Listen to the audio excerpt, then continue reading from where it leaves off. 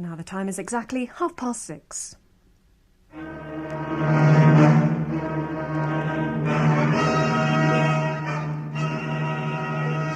Brogue Male Productions, in association with the British Broadcasting Corporation, present The Further Adventures of Sir Digby Spode, starring Richard Johnson as Digby Spode and Royce Mills as Hubert Carstairs. Cast of leading players: Alison Steadman as the Countess, Philip Voss as Kransky, Patrick Troughton as Mycroft, and P. Bassett Davies as the Littlest Pigmy, with Geoffrey Bayldon and Lockwood West as Snell and Kirmudgeon. And featuring, in especially large letters at the end, Stephen Greif as Count Laszlo Stroganoff. The Further Adventures of Sir Digby Spode is written by Paul Bassett Davies and John Gerald Collee, and produced by Seymour J. Turveydrop. Directed by Alan Sutherland Nixon.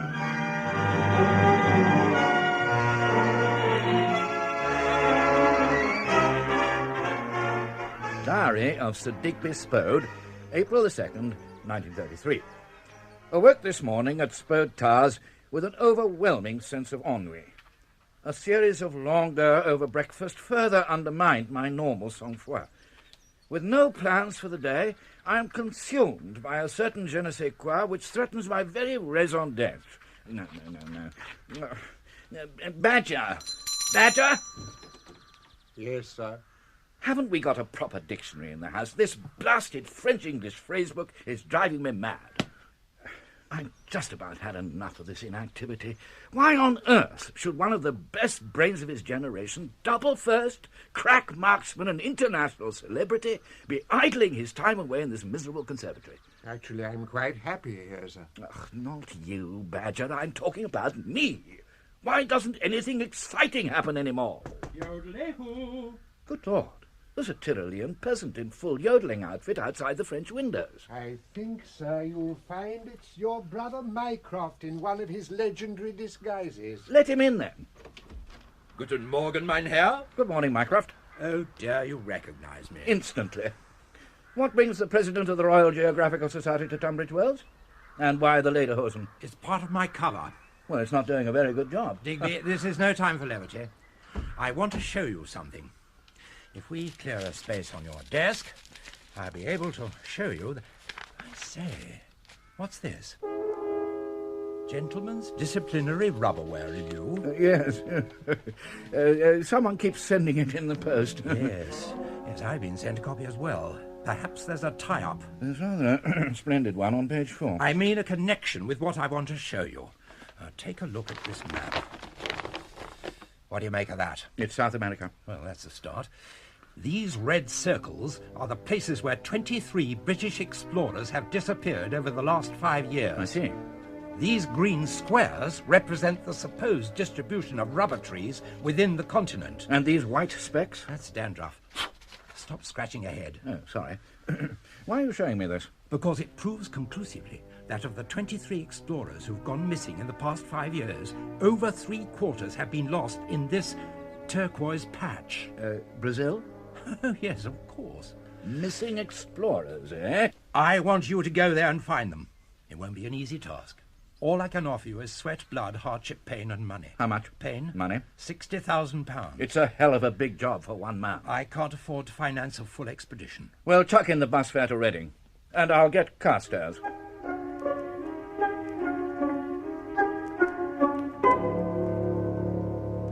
Diary of Hubert Carstairs, April 4th.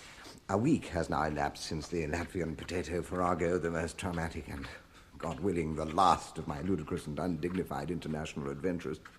My tattered nerves having benefited from a course of electroconvulsive therapy, I have secured gainful employment as temporary assistant deputy curator of Reading Natural History Museum.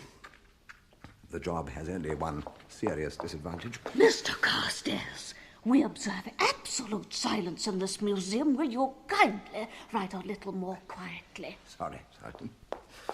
Her name is Mrs. Thrackett, a formidable woman of sour disposition. However, almost any price is worth paying for this refuge where I will never again be found by that expeditionary zealot, Sir Digby. Carstairs! Spode. Spode? What in God's name are you doing here? Silence, please. Pack your things, Carstairs. We leave on Wednesday for Brazil. I'm sorry, Spode. I am not coming. I've found a perfectly comfortable niche for myself here, and the last thing I want is to risk my neck on one of your damned fool excursions. I give you my word that on this occasion you will be perfectly safe. Safe? Now, nothing's safe with you, Spode. One only has to be seen talking to you, and before you know it, the next thing that happens is... some masked assassin starts throwing knives at you.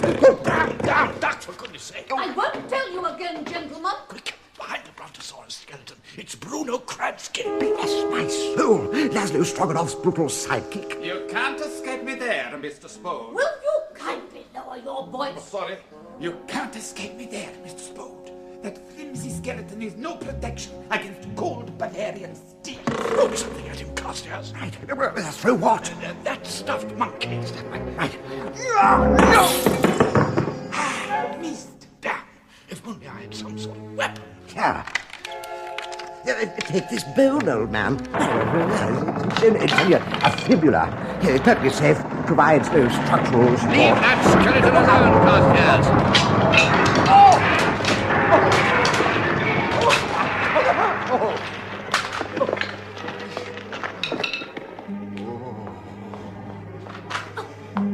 What is going on here? And so I make good my escape.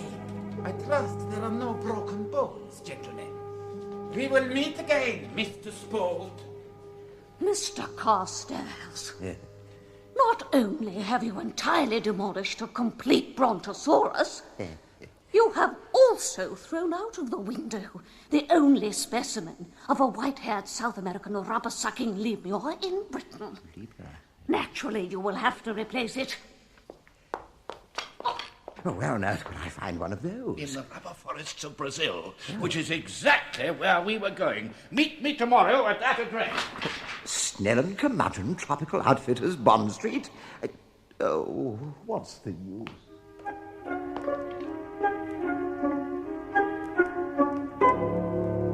Mr. Spode, Mr. Carstairs, your order is just ready to collect. Mr. Snell and I were just testing your foodstuffs. Very good, but I'm more concerned about the medical supplies. Oh, yes, medical supplies. Well, they're in this sealed box, which should never be opened except for... Testing. Yes, testing. Now, what have we got here? Ether. Yes. Oops, the ether smells quite effective. But the laudanum looks a bit off. Oh, the laudanum is still doing the trick. Yes, I agree. For you, Mr. Carstairs? No, thank you.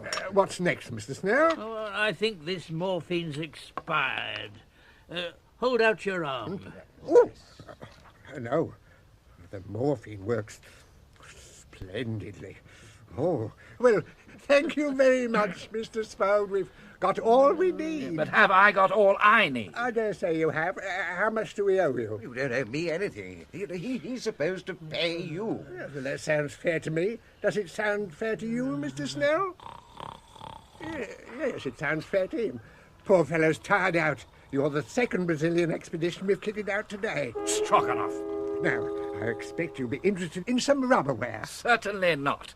Quickly, Carstairs. No, we supply to everyone these days. MPs, JPs, GPs, PCs. How about these skin-tight thigh-length waders that I'm wearing? No, thank you. This extremely painful moulded groin strap. I say, that looks rather appealing. Come on, Carstairs. We have a boat to catch.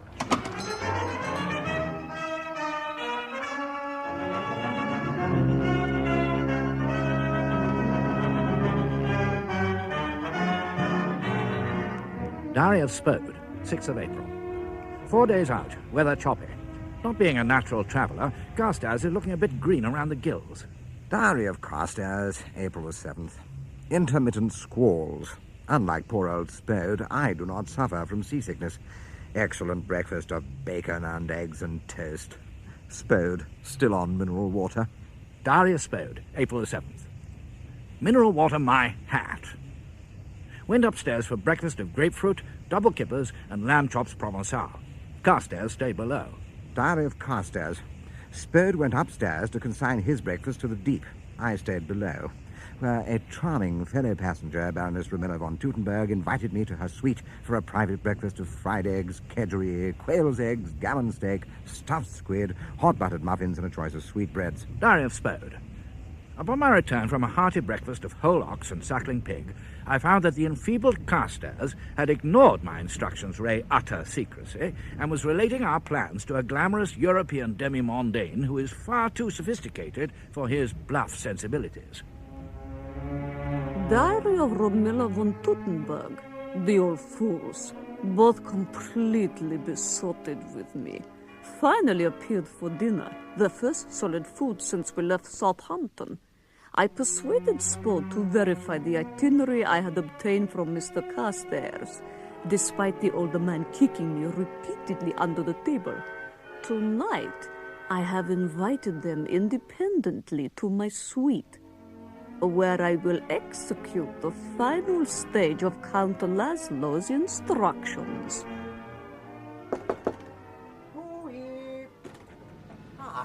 May I come in? Oh, Baroness. I didn't realize you weren't dressed. But I am! Do you like my negligee? Well, I put it on and I'll tell you. Your English are so quaint. Come over here. Put your feet up on the bed.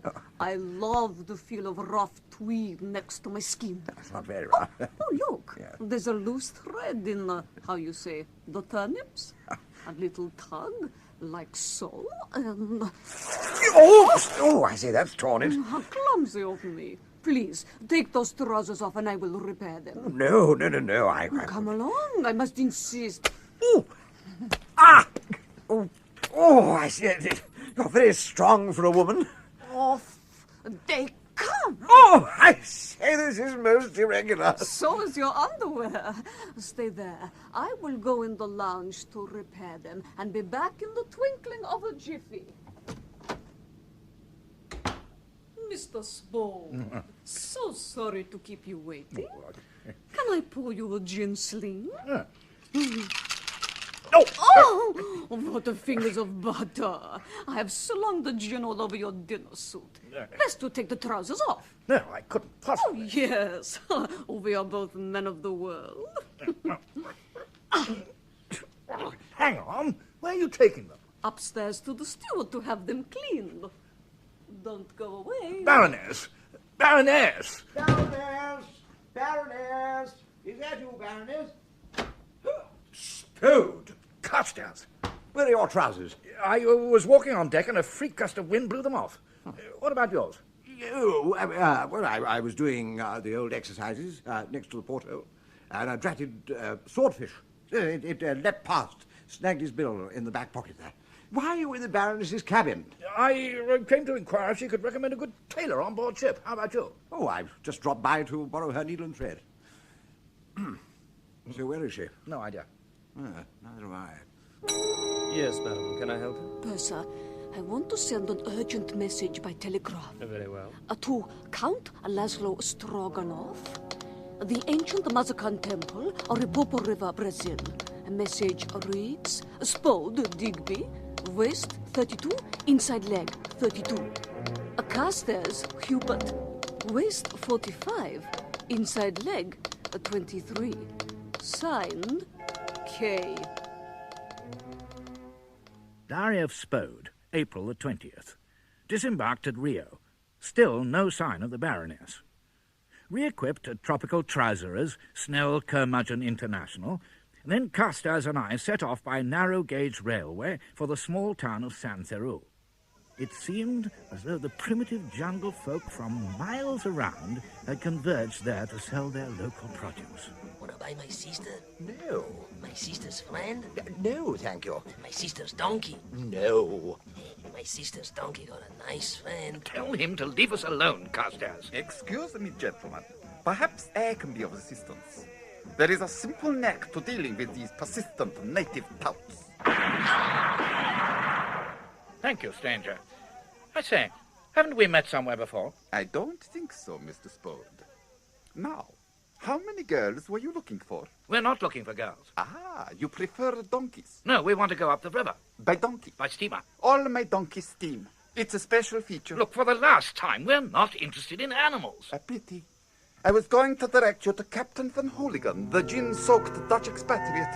He'll sail you up the river. Sail you up the river. His boat is usually moored at the end of the wharf.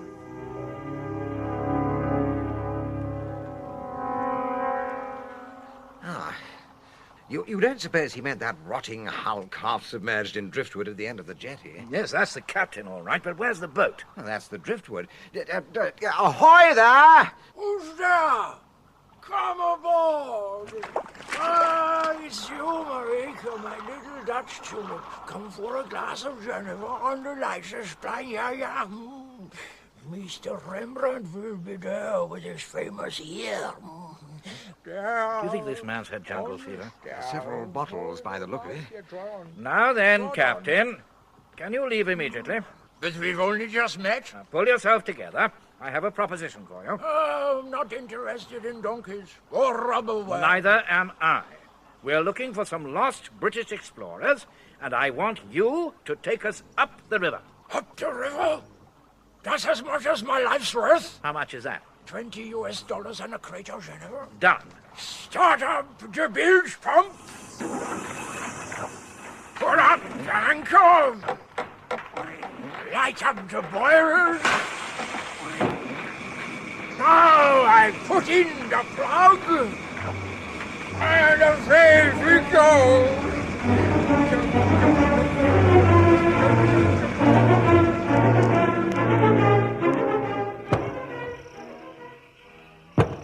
Come on, open up. I haven't got all day.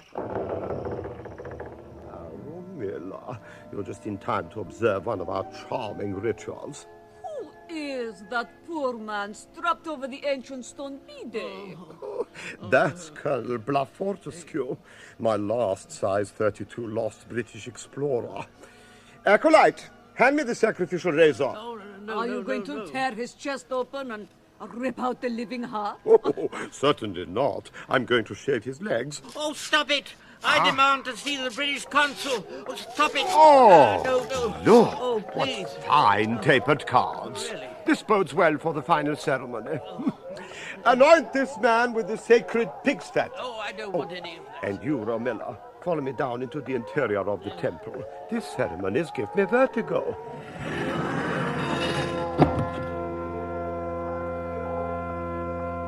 Quite an impressive setup, Count Laszlo. How much do you charge for a haircut? This is no laughing matter, Romilla. The ceremonies you have just witnessed are vital to the success of my brilliant master plan. These savages have grown to believe that I am actually Packerback, the ancient rain god of their legends, who has divine powers to repel water. Later, I will show you the factory where I ran up this latex body stocking, which allows me to fulfill their prophecies. And it is there, Romilla, at the heart of my operation, that the eventual downfall of the entire British Empire is being accomplished. Now, what news of Spode and Carstairs? I'll be needing them very shortly. Don't worry. They're just where we need them.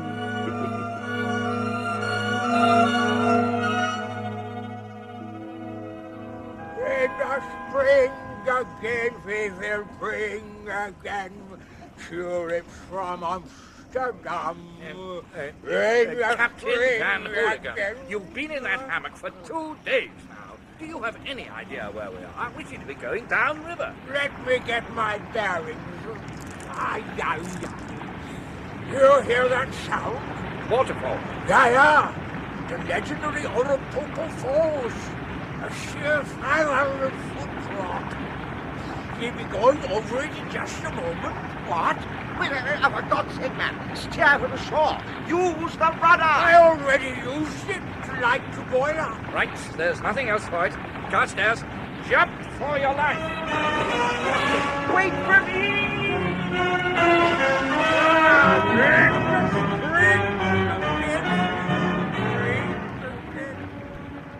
Diary of Spode, 25th of April. Bicentenary of the invention of the bicycle clip. I executed a perfect swan dive into the murky waters of the Oripopo River only to find them already occupied by piranhas. I immediately struck out for the shore. Diary of Carstairs. Spode made the cardinal error in dealing with piranha and began thrashing about in all directions. Luckily, my own Boy Scout training had taught me to remain perfectly still. Diary of Spode. Poor Carstairs, rigid with terror, sank like a stone. I feared that the piranhas would make short work of him. Diary of Carstairs. The dense weave of my thorn-proof Harris tweed suit confounded the piranha, but quickly became waterlogged. Reluctant to take it off, I grasped at the nearest floating object and hung on for dear life. Diary of Spode was making good progress until some half-submerged impediment ensnared my leg. As I went under, my entire life flashed before my eyes. Was I really that swarthy? Just as I lost consciousness, I was grasped by a pair of strong arms and hauled ashore. And standing over us, a familiar figure. Oh, gentlemen, I'm glad to see you've survived your little ordeal. Romilla von Tutenberg. The very same. How can I ever thank you for saving us? And may I say how alluring you look in that torn ball gown and fishnet stockings? Still with the fish in them, I see. Yes, my clothes are a little damp. In fact, I think I'll take them off. Oh, no. Please, madam, I beg of you. No, Mr. Carstairs. I think you will find this interesting. In fact, as I slip the gown from my shoulders, you will see that You're a man. precisely. And not just any man. It's Bruno Kransky, European hoodlum, master of disguises, and degenerate aide-de-camp to Count Laszlo Stroganoff. Who is waiting for you at this very moment in the lost city of Amontillado. Come with me, please, gentlemen. And if we refuse? Then you will sorely disappoint this vicious tribe of pygmies. Seize them!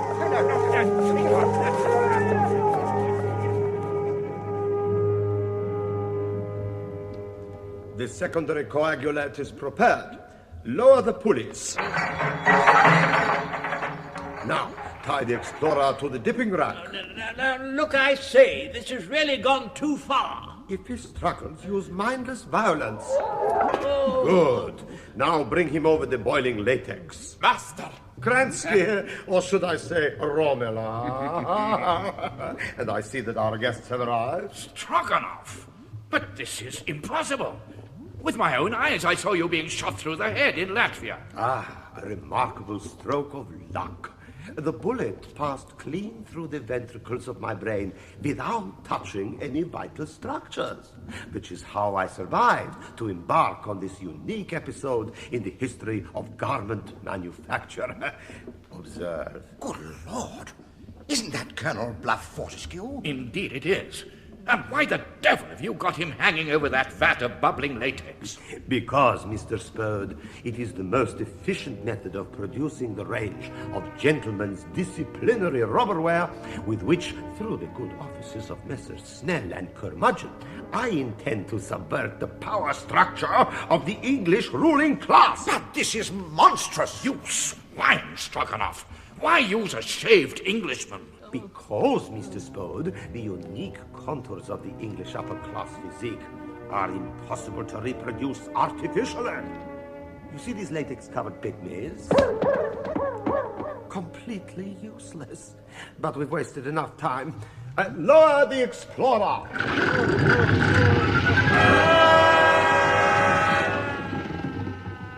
Oh, no. Yeah, the latex was too hot, Master. The explorer has disintegrated.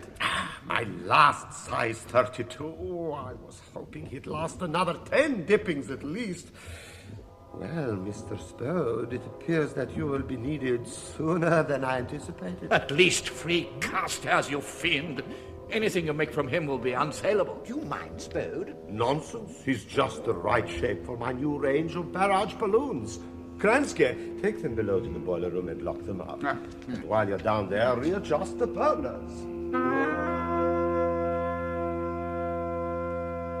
In here, gentlemen. I'm sorry about the unseasonal heat, but you may as well get acclimatized. No escaping now, Mr. Spode. I can see you casting a hopeful glance towards the window. But if you look out, you will see that it overlooks a sheer drop to the bottom of the Oripopo Falls. There is no means of reaching the opposite bank. Yes, Kransky, we're completely beaten. And I must say it was largely due to your brilliant impersonation of Romilla von Tutenberg. Tell me, how did you manage to transform yourself so convincingly? It's a psychological trick, Mr. Spode. I think myself into the role of a weak, defenseless woman. Then, by pulling in my waist, expanding my chest and standing on my tippy toes like so. Quick, overpower him, Carstairs. Oh! Ah! Ouch! Use your belt. Release me, you fool! If I don't turn these burners down in 2 minutes, the latex reservoir will overheat and the entire temple will explode in a seething mass of molten rubber. How very messy. We must be going. But how, Spode? The temple is bouncing with pygmies, and the window would be suicide. Not if we utilize the contents of this crate. See? A consignment of latex body stockings ready for shipment. This is no time for that sort of thing, Spode. If we tie 3 of them together, like this, and then attach the ends to the window struts, we have a powerful catapult. You first, Carstairs. Yeah, what? Wait! And now me. Goodbye, Kransky. No! Wait! The boilers! Good day.